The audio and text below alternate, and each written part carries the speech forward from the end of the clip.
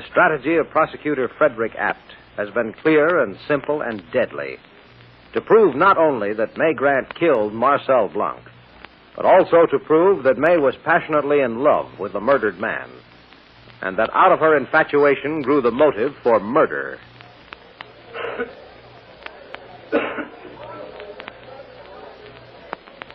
Well, one look at May's white, drawn face, the way she clutches her husband's hand, would indicate how beautifully Apt is succeeding.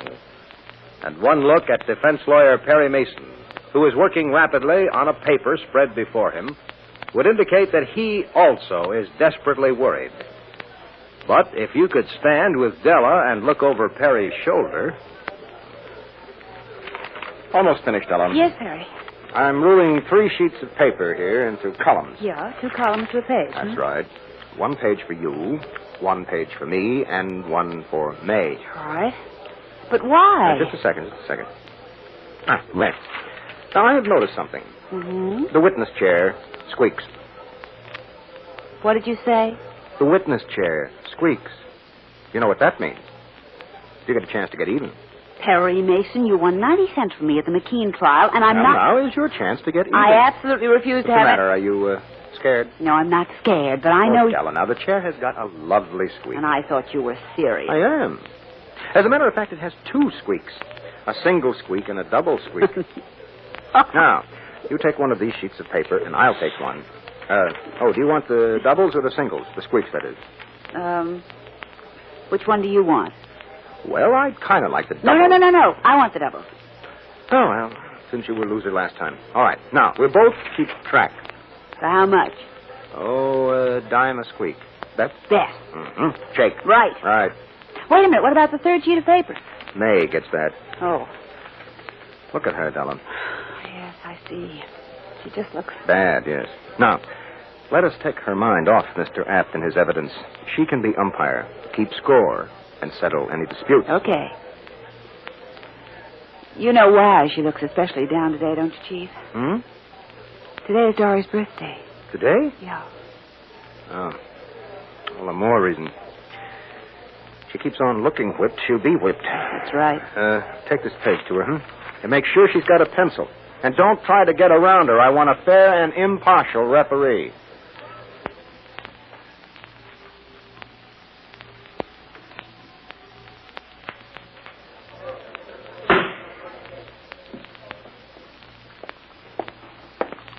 Tell us your name and address, please.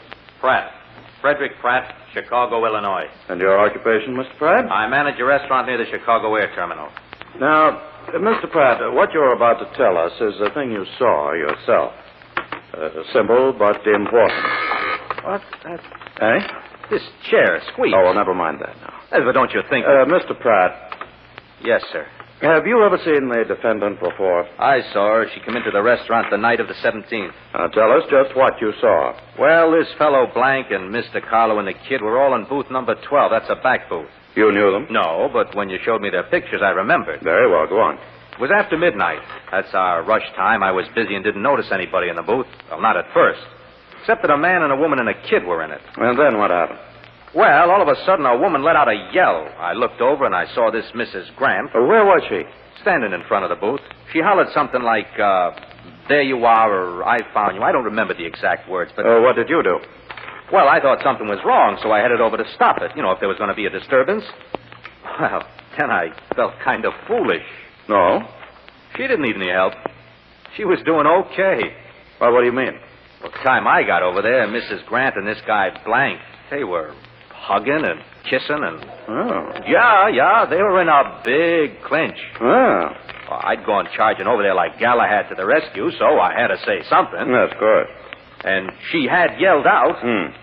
So, after a while, when they came up for air... Well, go on. Well, I said, anything the matter, lady? Which was a foolish question, because anybody could see there was nothing the matter. And what did Mrs. Grant say? She didn't make any complaint. No? Seems they got separated in the terminal, and Auntie May, they called her Auntie May, was so happy to see the guy. She kissed him? Just a moment. That's a leading question. Rephrase it then, Mr. Mason. They were kissing. It looked mutual to me. And let me ask, did Mrs. Grant seem afraid, frightened at all? Oh, everything was fine and dandy. And the little girl, was she all right? Oh, sure. She was drinking a glass of hot milk. Yeah, everything was hunky-dory, Mr. Rapp. Love and kisses. Now, that's all, Mr. Pratt. Your witness, Mason. No questions. What? No questions, Mr. Apt. Oh. Well, since it's getting late, Your Honor, I move we recess until tomorrow morning. Well, have you any objections, Mr. Mason? No objections. So ordered. Court recessed until 10 o'clock tomorrow morning. It was 2, Perry Now, Mason. Della. 8 single squeaks and 15 doubles. That's 7 more doubles. Della, you can't count 2 of my singles Now, and one of your doubles. Listen, you owe me 70 cents, Perry Mason, and don't you try to get out of it. Now, that's what you... All right, Della. Take our tally sheets to the referee. We will abide by May's decision. Here comes Apt. Tell May I'll see her later. You just wait. You'll see that I'm right. We will let the judge settle it for us. Oh. Why are you going to have the judge settle, Mr. Mason? Oh, it's Mr. Apt. Well, so it is. Yeah. Little argument with your staff, Mason? Call it a dispute. Yeah, what did you... Take those pages to the judge before Mr. Apt strains his eyes, Della. We'll get our answers later. Yes, sir. You're changing your strategy, Mason. I am? You didn't cross-examine Lillian Morrison. You only asked that chambermaid a question or two. You didn't cross-examine this last witness at all. We'll know the score this afternoon, Mr. Mason. Oh, fine. Yes, Mason, I've been watching you. Well, this man is on the alert, Della. Oh, right in there pitching all the time. He noticed that I didn't cross-examine Mr. Pratt. Oh? He wonders why. Oh. I think I'll tell him. Why, gee. You're tipping your strategy. Well, I think he deserves it. Come here a moment, Apt. I'll show you why I didn't dare cross-examine Pratt. Now, if you'll just sit here in the witness chair, Apt. Go on. No. All right, Mason. Now, notice this chair, if you please. What about it? It squeaks. And not only a single squeak, Mr. Apt, but this is a deluxe chair. Single and double squeak. And do you know something, Mr. Apt? Now, please listen carefully, because I am explaining my strategy. When you finished with Mr. Pratt, the chair had squeaked 15 double squeaks, but only 8 singles. Really? And I had the singles. Miss Street had the doubles. Well, you can see, Mr. Apt. As it was, I was losing by 70 cents. Now, if I kept the witness in the chair, why, I might have gone on and on and on. Oh. I'm sure that you would have done the same thing had you been in my shoes. Dollars are hard to come by these days. Very amusing, Mr. Mason. I hope you'll keep on being amused. Oh, we'll try, Mr. Apt. We'll try real hard. Lovely smile, Miss Street. Thank you. I wonder if you'll wear it long. Well? Especially if you knew my strategy. If you knew what I'm thinking about right now. Good day, Mr. Mason. Miss Street. Goodbye. Goodbye. Perry. There is a keen lad. Think he is going to pull a rabbit out of the hat? More likely an axe. Yes, but then why tell you? Well, Mr. Apt is gouging in the clinches. He wants me to worry. Oh? Yes, a keen lad. He got what he wanted. Are you worried?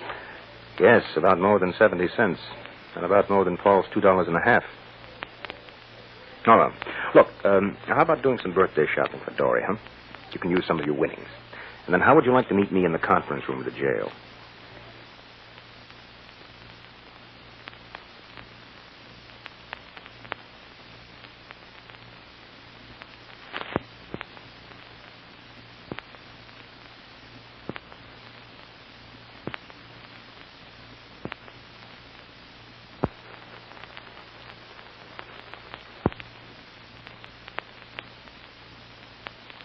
Well, I can tell you this. Perry Mason's hunch is right. There is reason to worry. Because Mr. Apt is about to spring a new bit of strategy. But more of that tomorrow, so won't you be sure and join us?